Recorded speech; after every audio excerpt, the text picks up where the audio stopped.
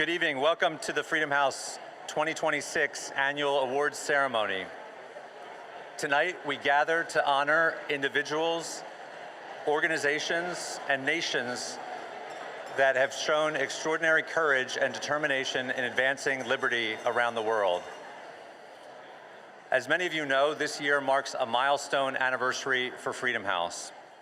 85 years ago, Eleanor Roosevelt and Wendell Willkie reached across the political divide to establish a new and urgent venture.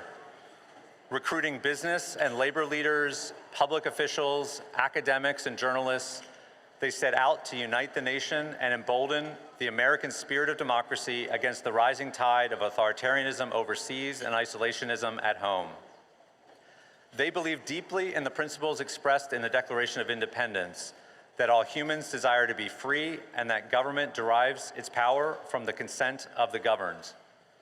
As the United States this year marks its 250th anniversary, these principles remain as consequential and as contested as ever. Every person in this room understands, just as Roosevelt and Willkie did 85 years ago, that freedom is never self-sustaining. It survives here at home, as well as abroad, only when people are willing to defend it. So 85 years later, we at Freedom House now carry forward that same mission that Wendell Willkie and Eleanor Roosevelt started all those years ago. Earlier this year, I was proud to accept the role of Freedom House CEO because I, along with all my colleagues and the entire team at Freedom House, do not believe that the global decline in liberty is inevitable. I also joined Freedom House because throughout my career, I have witnessed the power of the organization's work for decades. In 2020, when I was involved in bringing Russian opposition figure Boris Nemtsov, with some others who are in the room tonight, to Washington to make his case for American support for the Russian opposition, Freedom House was the organization that we turned to help amplify Boris's courageous voice. And Freedom House's engagement ultimately led to an effort that culminated in the congressional passage of the Magnitsky Act.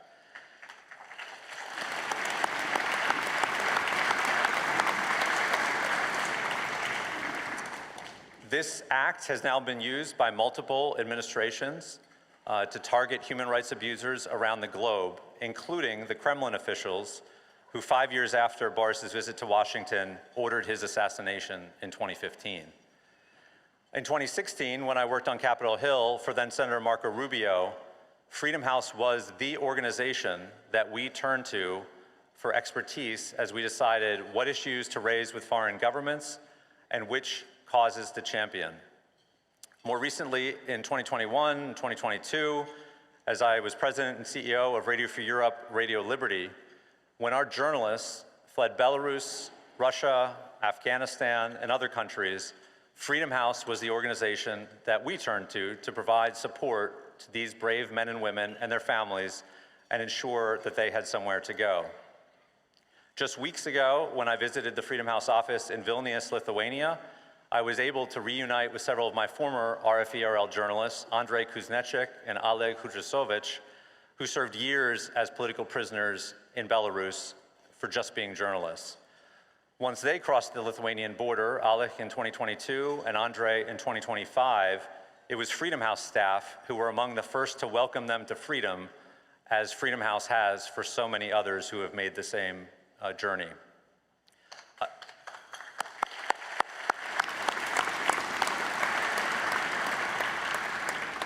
Unfortunately, Andrei and Oleg's experiences are far too common today, not just in Eurasia, but across the globe, from Latin America to Asia. In 2025, we at Freedom House documented the 20th consecutive year of decline in global freedom. Around the world, authoritarian governments are rigging elections, they're crushing independent journalism, they're imprisoning dissidents, and they're using new technologies to surveil and silence critics. The forces that Freedom House was created to confront have unfortunately evolved and grown more sophisticated over the last 85 years.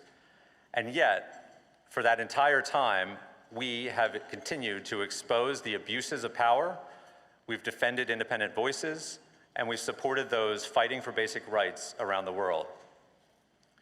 That work that we do at Freedom House is not always visible.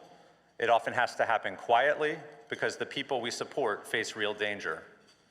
Since 2007, our direct support programs have assisted more than 63,000 activists and survivors across 170 countries. This effort has included relocation assistance, legal support, trial monitoring, medical expenses, equipment, and other urgent needs. That is what defending freedom looks like in practice, and that is what Freedom House does.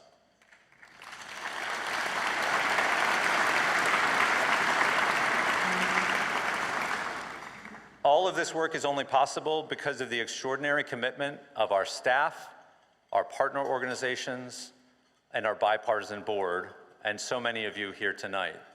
You are all people who believe that human dignity and democratic rights are worth defending, and we thank you for your support. Freedom House's anniversary, as we enter our 85th, is not simply a moment to celebrate and look back, but it is a call to strengthen our mission for the future.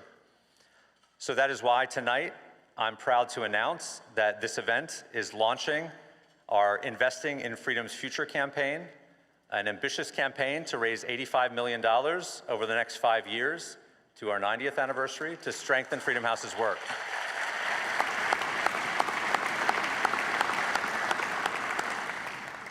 This will continue to allow us to defend liberty and support those on the front lines of freedom worldwide. We at Freedom House understand that this is an ambitious goal, but we believe that at this moment, as the authoritarians get stronger and stronger, the stakes demand ambition. The authoritarians are investing in repression, they're sharing tactics, they're using technology, corruption, propaganda, and violence to tighten their grip and to weaken the democratic world. So those of us who believe in liberty must be just as serious, utilizing what Ronald Reagan referred to as the greatest weapon in our arsenal as people living in a free society, what he called the, quote, will and moral courage of free men and women. This campaign that we're about to launch will give us the resources to meet this moment, to support those risking everything for basic rights, defending independent voices, and it'll allow us to strengthen our research and advocacy, and it'll allow us to ensure that we can continue this mission into its next chapter. So later in the program, you will hear more about the campaign through several of our speakers tonight, including our board chairman, Norman Willix, who I want to call out in particular because Norm has led this amazing board over the last year as they all have stepped forward at this critical moment to ensure Freedom House's long-term financial stability and to make sure that we as an organization can continue to grow and to meet the challenge. Please join me in a round of applause for the board.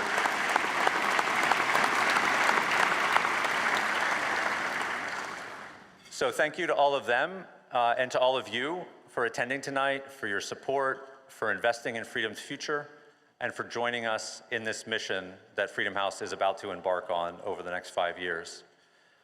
So now I'm going to introduce tonight's MC. She is an actor, a producer, a human rights advocate, whose work has helped shine a global spotlight on the struggle for freedom and human dignity in Iran and around the world. Please welcome my friend, Nazanin Boniadi. Nazanin.